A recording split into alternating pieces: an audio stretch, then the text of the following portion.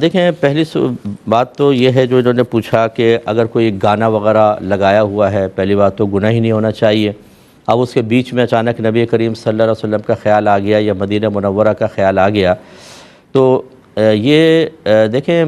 جو دل میں خیالات آتے ہیں وہ تین طرح کے ہوتے ہیں۔ کبھی تو وہ نفس کی طرف سے ہوتے ہیں، کبھی شیطان کی طرف سے ہوتے ہیں، اور کبھی فرشتے کی طرف سے ہوتے ہیں۔ پاکیزہ خیال فرشتے کی طرف سے ہوتے ہیں، لیکن کبھی کبھی ایسا ہوتا ہے کہ پاکیزہ خیال شیطان یا نفس کی طرف سے بھی ہوتے ہیں اور دھوکے کے لیے ہوتے ہیں۔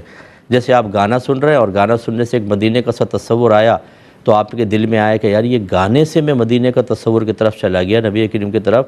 شاید یہ فرشتے کی طرف سے۔ اب خود سوچیں کہ اگر آپ ایک فحش گانا سن رہے ہیں یا اس کے ساتھ غلط قسم کا جو میوزک اور فحش مل کر ہوتا ہے، ایک حرام چیز سن رہے ہیں، تو وہ کیسے آپ کو پاکیزہ چیز کی طرف پہنچائے گی اور وہ فرشتے کی طرف سے کیسے ہو سکتا ہے؟ تو یہ ہوتا ہے دھوکہ۔ تو ایسی صورت میں بالکل آپ اس کی طرف توجہ نہ کریں کہ نبی کریم کا یا مدینہ کا خیال آیا، بلکہ یہ دیکھیں کہ کس کے بیچ میں آیا، اس کو ختم کریں پہلے، اس کے بعد بیٹھے بیٹھے پھر آپ کو خیال آئے یا آپ پاکیزہ ذکر کر رہے ہیں تو اسے فرشتے کی جانب سے سمجھیں، ورنہ مزید دھوکے میں مبتلا ہوتے رہیں گے اور تباہی ہوگی۔